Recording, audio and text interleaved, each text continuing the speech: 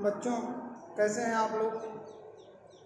आशा एवं विश्वास करता हूँ आप लोग ठीक होंगे, स्वस्थ होंगे और अपना ध्यान पढ़ाई पर भी लगाए रहेंगे। बच्चों, हम लोग कक्षा 9 सामाजिक विज्ञान के अंतर्गत समकालीन भारत भाग 1 भूगोल में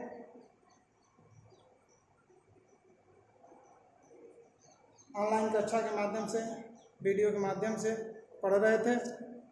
इसमें पहले पाठ में हम लोग पिछले वीडियो में भारत की स्थिति, विस्तार, उसकी अवस्थिति और उसका क्या उसको लाभ हुआ, इसके बारे में पढ़े थे।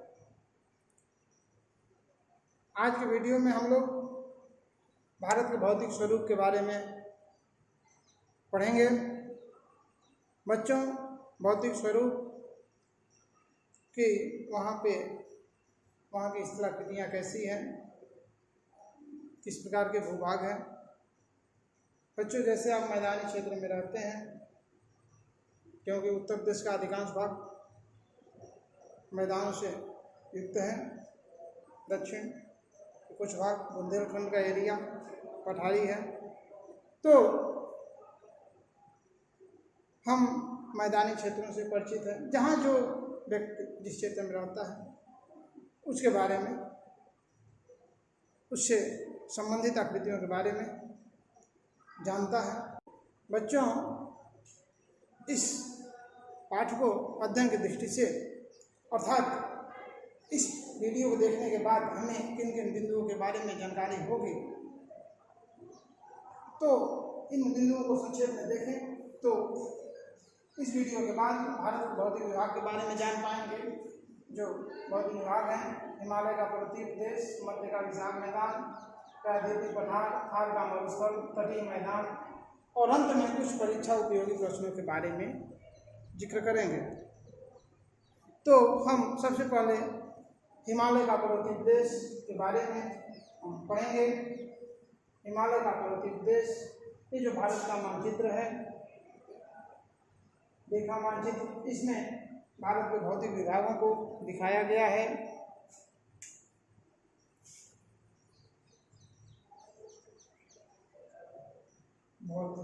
भारत के भौतिक मानचित्र हैं, प्राकृतिक मानचित्र हैं, जिन्हें भौतिक विभागों के बारे में दिखाया गया है।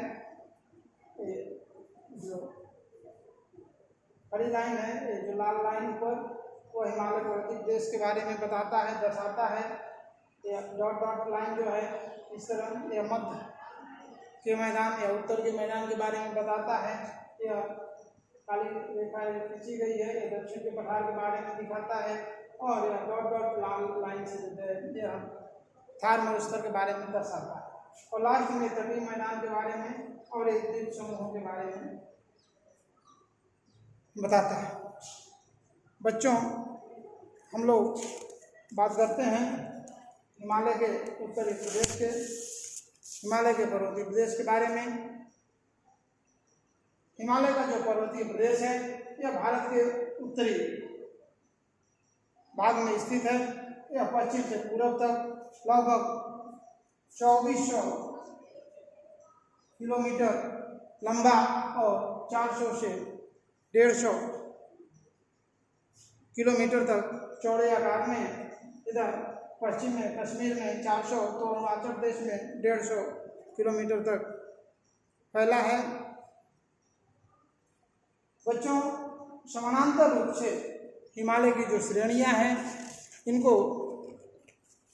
3 भागों में बांटा गया है।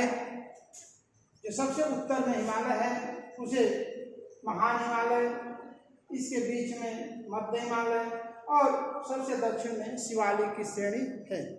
जो सबसे उत्तर में महान हिमालय है, यह एक सतत श्रेणी है, सतत श्रृंखला है। इसकी औसत ऊंचाई 6000 मीटर है। इस श्रृंखला में विश्व के ऊंचे पर्वत चोटियां पाई जाती हैं, जैसे माउंट एवरेस्ट, जिसकी ऊंचाई 8839 मीटर, भारत की सबसे ऊंची पर्वत चोटी कंचनजंगा, जिसकी ऊंचाई 8,598 मीटर है। इसके बाद मध्य हिमालय, जिसकी औसत ऊंचाई 3700 से 4500 मीटर के मध्य है। इस श्रेणी में अनेकों पहाड़ी नगरें, पहाड़ी शहर स्थित है, जैसे मसूरी, नैनीताल, रानीखेत आदि। हिमालय की जो दक्षिण श्रृंखला है, सबसे दक्षिण में जो भाग है, उसे शिवालिक के नाम से जानते हैं और इसकी औसत ऊंचाई 900 से 1100 मीटर के बीच है। शिवालिक और मध्य हिमालय के बीच की घाटियों को दून के नाम से जानते हैं। कुछ महत्वपूर्ण या कुछ प्रमुख दून हैं: देहरादून, कोटली दून, पाटली दून आदि। बच्चों, जिस तरह समानांतर रूप से हिमालय को 3 भागों में बांटते हैं, उसी तरह क्षैतिज रूप से भी हिमालय की कुछ श्रेणियां हैं। क्षैतिज रूप से भी हिमालय की श्रेणियां हैं: कश्मीर हिमालय, कुमायूं हिमालय, नेपाल हिमालय और असम हिमालय। कश्मीर हिमालय, ये जो कश्मीर हिमालय है, सिंधु और सतलज के बीच, सिंधु और सतलज नदी के बीच के हिमालय को कश्मीर हिमालय, सतलज और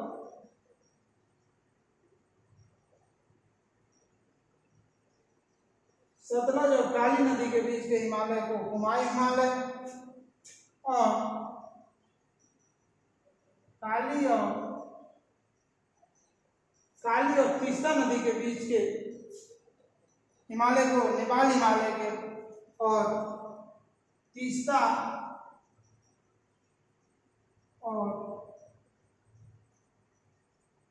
दिहांग यानी ब्रह्मपुत्र से के बीच के हिमालय को असम हिमालय के नाम से जाना गया। बच्चों, जो यह हिमालय है, यह हमारे लिए काफ़ी लाभप्रद है। इसकी अवस्थिति, इससे मानसूनी पवनें रुकती हैं और भारत में वर्षा कराती है। साथ ही इनसे निकलने वाली नदियाँ उत्तरी भारत में वर्ष भर पानी उपलब्ध कराती है, विस्तृत मैदानी क्षेत्र का निर्माण कराती है, और साथ में हिमालय से अनेक औषधि पौधे प्राप्त होते हैं। वन संसाधन में भी हिमालय एक संपन्न क्षेत्र है। साथ ही यहाँ पे पर्यटन उद्योग का भी धीरे धीरे बढ़ावा मिल रहा है। बच्चों, हम बात करते हैं भारत के मध्य के विशाल मैदान के बारे में।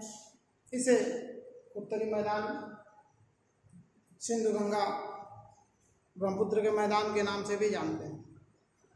इस मैदान का निर्माण सिंधु गंगा ब्रह्मपुत्र और उनकी सहायक नदियों द्वारा लाई गई अवसादों के जमाव से हुआ है। इसमें जो यह मैदान है, इसका विस्तार लगभग 7 लाख वर्ग किलोमीटर क्षेत्र में है। बच्चों, यह सघन जनसंख्या वाला क्षेत्र है, क्योंकि जनसंख्या के पोषण के लिए यहाँ उपजाऊ मिट्टी, पेयजल की उपलब्धता और अनुकूल जलवायु है। बच्चों, यह जो मैदान है, अवस्थिति के आधार पर इसको मोटे तौर पे 3 भागों में बांटा गया है: पंजाब का मैदान, गंगा का मैदान और असम का मैदान। सिंधु और उसकी सहायक नदियों से निर्मित जो मैदान है, इसे पंजाब मैदान के नाम से जाना जाता है, और इसका अधिकांश भाग पाकिस्तान में है। भारत के पंजाब और हरियाणा में इस मैदान का विस्तार है। इसके बाद मध्य में जो है ये क्षेत्र है, यह गंगा और उनसे सहायक नदियों से निर्मित मध्य का जो मैदान है, जिसे गंगा मैदान के नाम से जानते हैं। यह गंगा और उसकी सहायक नदियों से निर्मित है।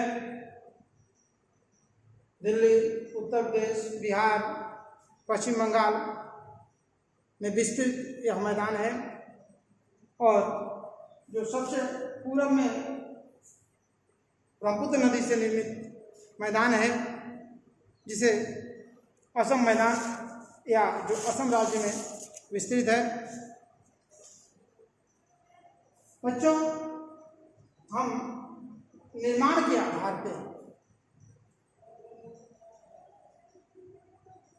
आधार पे जब मैदान को बांटते हैं तो इसके 4 प्रकार हैं। भाबर, बच्चों जब निर्माण के समय के आधार पे, निषेध के आधार पे जब मैदान को हम बांटते हैं तो इसके 4 प्रकार हैं। भाबर, तराई, बांगर और खादर। जो पहाड़ी नदियां हैं, पहाड़ से निचले भागों में जो गुटिका या पत्थर या कंकड़ पत्थर का जमाव करती है, जहाँ पे नदियाँ छूट जाती है, विलुप्त हो जाती है, इस जो पतली पेटी होती है नदी पहाड़ के निचले भागों में, उसे भाबर या भाबर के नाम से जाना जाता है। इसके बाद जहाँ नदियाँ ऊपर आती है, दलदली भाग का निर्माण करती हैं, नम क्षेत्र का निर्माण करती है, उसे तराई के नाम से जानते हैं। और इसके बाद जो पुरातन जलोढ़ मिट्टी होता है, जो ऐसा जलोढ़ मिट्टी, ऐसा पहाड़ का मैदान जो पुरातन है, पहले बना है और अब सामान्यतः बाढ़ का पानी वहाँ नहीं पहुँच पाता, तो ऐसे मिट्टी को बांगर, और जो नूतन जलोढ़ मिट्टी है जहाँ पे सामान्यतः बाढ़ का पानी प्रत्येक वर्ष पहुँच जाता है, उसे खादर के नाम से जानते हैं। बच्चों, हम बात करते हैं दक्षिण का पठार।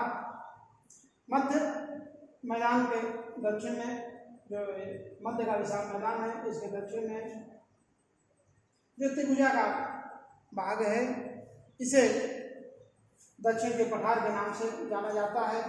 इसे मुख्यतः 2 भागों में विभक्त किया जाता है। उत्तर जो ये विंध्य श्रेणी है, इसके ऊपर मध्य का उच्च भूमि और नीचे दक्कन के पठार के नाम से जानते हैं। मध्य की उच्च भूमि में जो पश्चिम भाग में है, यह मालवा का पठार, और पूर्वी भाग में है जिसमें नागपुर का पठार भी आता है, उसे पूर्वी उच्च भूमि के नाम से जानते हैं। और दक्कन का पठार दक्षिण में है, जो विंध्य श्रेणी के दक्षिण में, यह बिल्कुल त्रिभुजाकार है। और इसका जो निर्माण है ज्वालामुखी से निर्मित लावा और उसके बाद में उसके टूटन से इस क्षेत्र का निर्माण हुआ है। यह क्षेत्र काफ़ी कटा फटा, ऊंचा नीचा है। इस क्षेत्र में जो बहने वाली नदियां हैं, मुख्य रूप से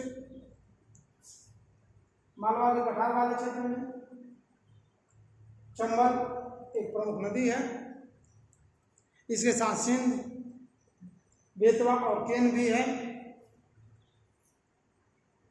दक्षिण का जो पठार है, इसमें दक्कन के पठार में, इसमें यहाँ पे नर्मदा और यहाँ पे ताप्ती, 2 नदियाँ जो पश्चिमी भाग में जाती हैं, और शेष जो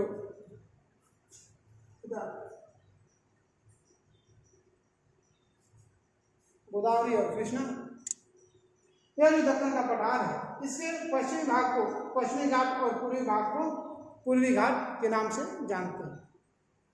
पूर्वी घाट की तुलना में पश्चिमी घाट जो है वह काफ़ी सतत है, काफ़ी ऊंचा है। पूर्वी घाट कटा फटा है। यह पूर्वी घाट और पश्चिमी घाट जहाँ पे मिलता है दक्षिण में, उसे नीलगिरी की पहाड़ी के नाम से जानते हैं। यहाँ दक्षिण भारत की सबसे ऊंची चोटी अनामुडी, जिसकी ऊंचाई 2695 मीटर है।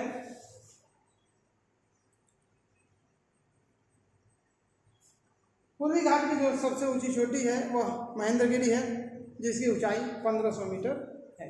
बच्चों, यह जो आपका प्राकृतिक पठार है, यह खनिज गृह के नाम से अगर इसे कहा जाए तो अतिशयोक्ति नहीं होगी। विश्व के लगभग समस्त खनिज विश्व में जो पाए जाते हैं वह अपने दक्षिण के पठार पे पाए जाते हैं। पर्याप्त मात्रा में भारत पर्याप्त मात्रा में खनिज संसाधनों का उत्पादन करता है। बच्चों, इसके बाद हम लोग बात करते हैं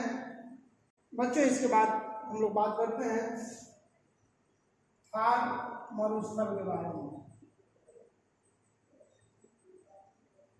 भारत के पश्चिमी सीमा प्रांत में थार का रेगिस्तान पाया जाता है। यहाँ शुष्क जलवायु है, वनस्पति कम है, वर्षा बहुत कम होती है।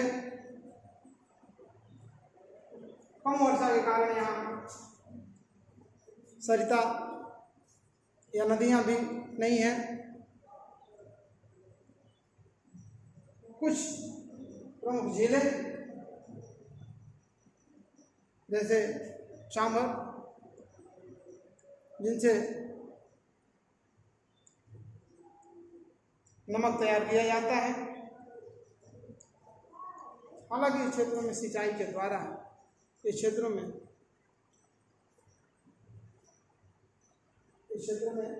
पश्चिमी क्षेत्र में इंदिरा गांधी कैनाल के द्वारा जल उपलब्ध कराया जा रहा है और इस क्षेत्र को उपजाऊ बनाने का प्रयास किया जा रहा है। बच्चों, बात करते हैं अब आगे तटीय मैदान एवं द्वीप समूह।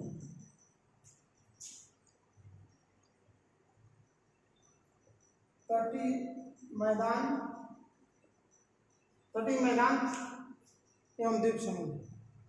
तटीय मैदान प्रायद्वीपीय भारत के पश्चिमी और पूर्वी भाग में इन मैदानों का विस्तार है। इन्हें दो नामों से दो भागों में रखा गया है, पश्चिमी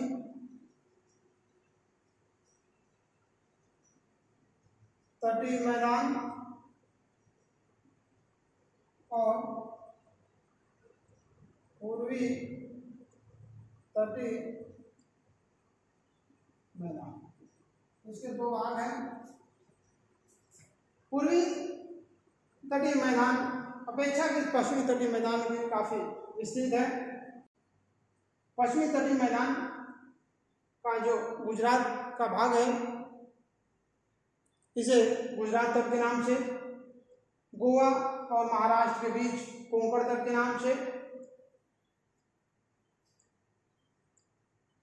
मध्य में कर्नाटक के लगा हुआ जो मैदान है उसे कन्नड़ मैदान के नाम से, और लास्ट में केरल के नाम से जो यह है वह मालाबार तट के नाम से, या केरल में इसको ऐसे समझिए, यह गुजरात तट,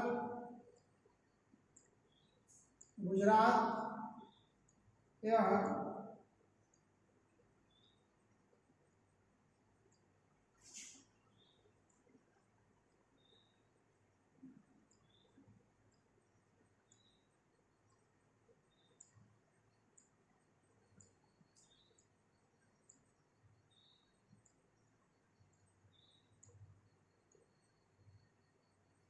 मालाबार तट। पूर्वी तट पे जो उड़ीसा के सहारे जो तट है, इसे उत्तरी सरकार,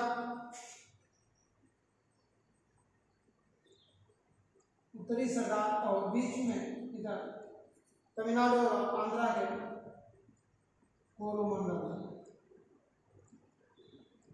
कोरोमंडल तट के नाम से जाना जाता है। इन्हें कोरोमंडल तट पे गोदावरी और कृष्णा नदियों द्वारा बड़े डेल्टा का निर्माण किया गया है।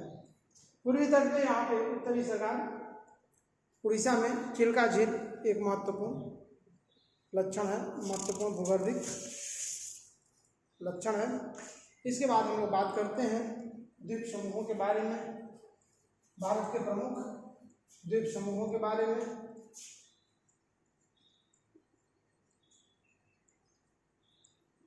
द्वीप समूह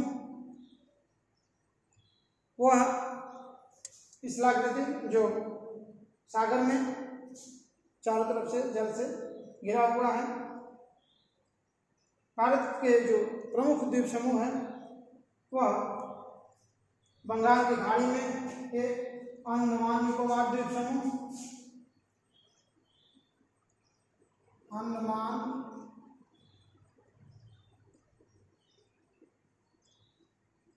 निकोबार द्वीप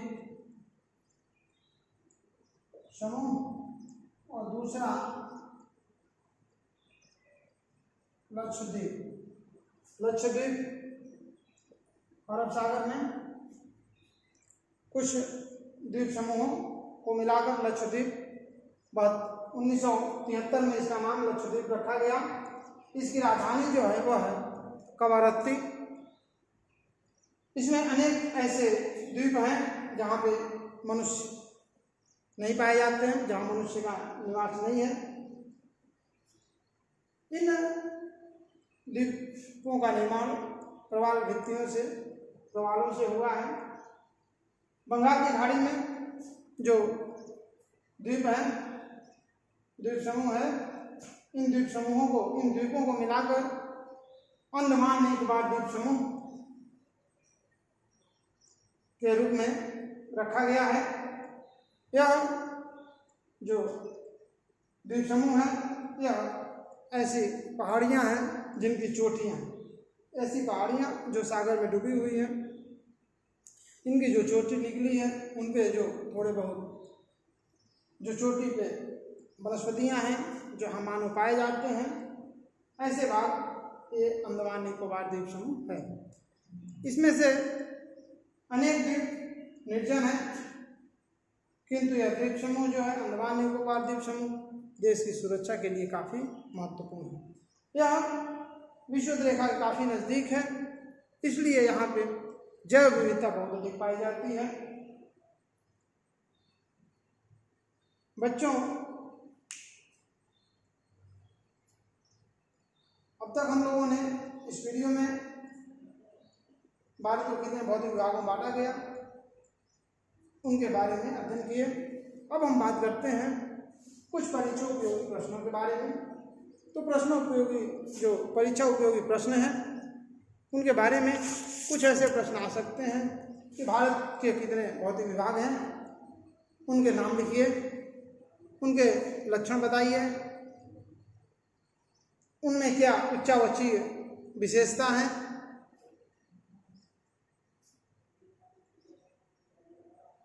उनका भारतीय अर्थव्यवस्था में क्या योगदान है, मैदान में भाभर क्या है, तराई क्या है, पूर्वी घाट और पश्चिमी घाट में अंतर क्या है, पूर्वी तटीय मैदान और पश्चिमी तटीय मैदान में अंतर क्या है। कुछ ऐसे प्रश्न पूछे जा सकते हैं। बच्चों, आशा एवं विश्वास करता हूँ कि यह वीडियो आपको पसंद आया होगा। ध्यान से पढ़िए, क्योंकि जो पढ़ेगा वही आगे बढ़ेगा। इस बात को हमें सदैव ध्यान रखना है, परिस्थितियाँ कैसी भी हो, हम अपने लक्ष्य से हमें नहीं भटकना है। अगले वीडियो में हम लोग भारत के अपवाह तंत्र के बारे में पढ़ेंगे। अपवाह तंत्र क्या है, जल विभाजक क्या है, भारत की प्रमुख नदियाँ, प्रमुख झीलें कौन कौन सी हैं, उनके बारे में, उनका क्या देश की अर्थव्यवस्था में महत्व है, इसके बारे में पढ़ेंगे। धन्यवाद।